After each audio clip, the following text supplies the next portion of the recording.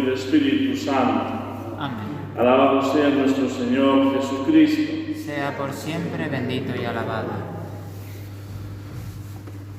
Queridos hermanos, con este domingo cerramos el año litúrgico y de alguna manera despedimos todo este recorrido, esta andadura que hemos ido realizando durante todo este tiempo y que siempre es una oportunidad para hacer una recapitulación de todas aquellas cosas que de alguna manera nos hemos propuesto en este año, en nuestra vida espiritual, en nuestro seguimiento de Jesucristo, nuestro Señor, y en qué medida las hemos cumplido. Hemos cumplido esos objetivos o por el contrario, todavía nos queda mucho por avanzar, mucho por hacer. Y de alguna manera esto tiene siempre como un enganche con el año que comienza. De hecho, el Evangelio de la Misa de este domingo es el mismo del primer domingo del Adviento. Esta conexión nos hace pensar y profundizar en los misterios de la fe y especialmente en el último de ellos, que es la confesión de que un día nuestro Señor Jesucristo vendrá sobre las nubes del cielo para juzgar a vivos y muertos. Esta es la fe cristiana, esta es la fe de la Iglesia. Y si en los primeros tiempos se mantenía viva y con ardor la esperanza de una parusía, de un advenimiento inmediato, que de alguna manera se fue relajando en el tiempo, y después en la Edad Media aquellos milenaristas que de alguna manera entendían esa venida tan inminente que no había más que hacer en este mundo, nosotros seguimos siendo llamados a preparar el advenimiento de nuestro Señor en el momento presente, porque el mismo Jesús nos dirá que ni Él mismo conoce el día ni la hora, solamente el Padre lo conoce. Y por eso tenemos que estar siempre vigilantes. A menudo Jesús nos advierte en el Santo Evangelio, con sus parábolas, pero también con sentencias firmes que no necesitan interpretación. Vigilar y orar. Esa es la actitud del creyente, la actitud del cristiano. Estar en guardia, estar en vela y estar en oración para el advenimiento del Señor. El apóstol San Pablo nos lo dice insistentemente en la epístola a los colosenses, porque ese era el ambiente de las primeras comunidades y en definitiva es el modelo de todas las comunidades cristianas, de toda la Iglesia a lo largo de la historia, de estar en guardia, atentos, preparados para esa venida del Señor y al mismo tiempo estar en oración. Y para esto nos dispone verdaderamente la Sagrada Liturgia, porque es como un anticipo, es como una pregustación de lo que va a venir. Nosotros al empezar la Santa Misa nos ponemos ante la corte celestial como el día del juicio, implorando también a los santos al recitar el Confiteor, la intercesión ante Dios. También nosotros pedimos y suplicamos piedad al recitar los Kyries de la misa y nos adentramos de alguna manera en la gloria celeste al aclamar al Señor con el Gloria. Pero todo esto siempre queda en un preámbulo de ese ya, pero todavía no.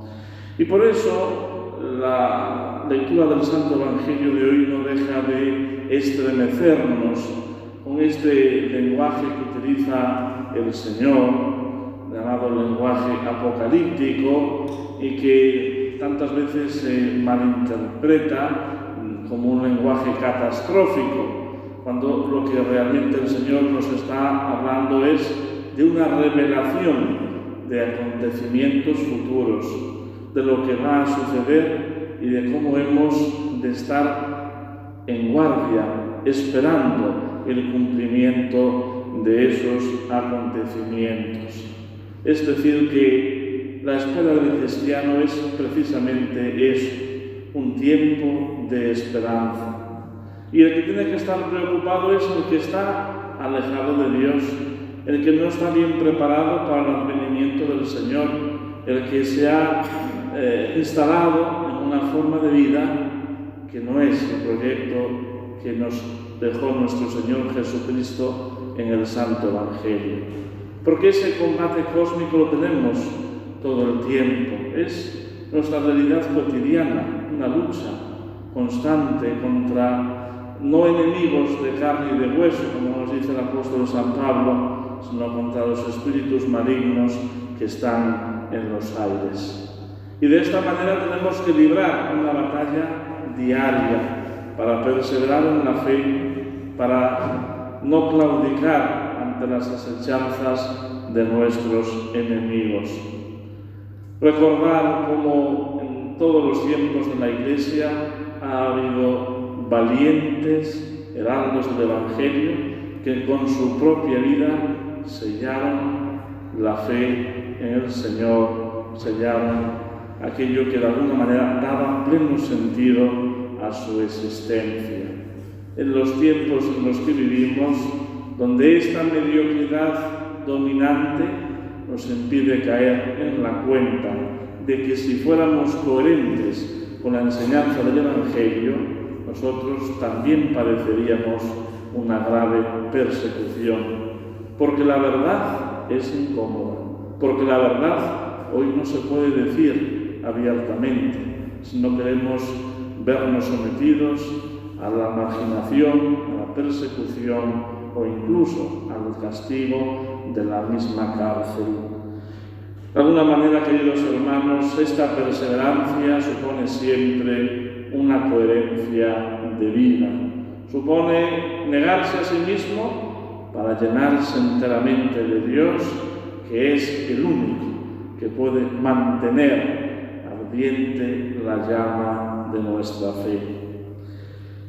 Nos sorprende cómo el Señor utiliza todas estas imágenes hoy en el Santo Evangelio, de cómo va a ser su venida, de que no podemos vivir confiados en aquellos falsos mesías que el mundo nos ofrece con sus cantos de sirena, cuando el Mesías, el ungido, el enviado de Dios, es uno solo, Jesucristo nuestro Señor, y en su venida humilde, cuando se encarnó en el seno de la Virgen Santísima, cuando nació en Belén, nos ha dado el paradigma de la vida cristiana.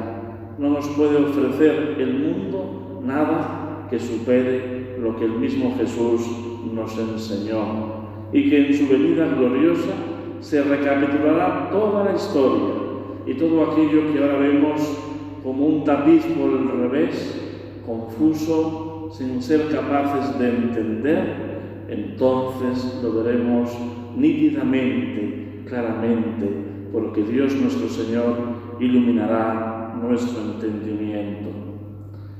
Todos estos acontecimientos que el Señor nos narra en el Evangelio no nos han de hacer temblar. El mismo Jesús nos dirá, cuando llegue esto, levantaos, alzad la cabeza, se acerca vuestra liberación. Y esa es la actitud del cristiano, esa es la actitud de esperanza. Bueno, y si viene el fin del mundo, ¿qué va a pasar? Porque es lo mejor que nos puede pasar, que venga nuestro Señor, que ya por fin se elimine este mundo de mentira. Lo que el mismo apóstol San Pablo dirá, es una representación, es un teatro, y empecemos a vivir la vida auténtica, la vida plena, la vida feliz que Dios nos ha prometido. Y sin embargo, como no conocemos, como decía, ni el día ni la hora, tenemos que estar en este mundo trabajando, colaborando, en esta etapa que todavía es la de la redención, extendiendo el reino de Cristo, haciendo todo lo posible por la salvación de las almas. Hay un aspecto importante en el Evangelio de hoy que no debe de pasar desapercibido. El Señor, acostumbrado a enseñar a los discípulos y a esas multitudes que le seguían de un lugar para otro, recorriendo toda la Palestina, les hablaba con imágenes sencillas que ellos fácilmente podían comprender porque eran tomadas de la vida cotidiana. Hoy nos dice que sabemos cuando se acerca la primavera simplemente comprobando cómo están los árboles cuando empiezan a reverdecer, a tener esos pequeños brotes. Esto nos hace pensar en los signos de los tiempos. Y los signos de los tiempos en los que vivimos no pueden ser más claros y evidentes. No podemos mirar para otro lado si realmente la palabra del Señor resuena en nuestro corazón. No estaremos ahora en el tiempo que dice el Evangelio, recordando la profecía de Daniel de la abominación en el templo de Dios. No estaremos en el cumplimiento de esos momentos dramáticos donde se invertirá la verdad y el error y la mentira ocupará su lugar. Todo esto solamente encontraremos la respuesta desde la oración y desde la intimidad con el Señor. Lo que a nosotros nos toca, y precisamente para esto nos quiere mentalizar, concienciar, preparar bien el tiempo del Adviento que Dios mediante dentro de una semana vamos a inaugurar en la gran esperanza del cristiano, que no está sino en Dios. Él es realmente quien puede dar plena satisfacción a todo aquello que aspiramos. En el nombre del Padre, y del Hijo, y del Espíritu Santo. Amén.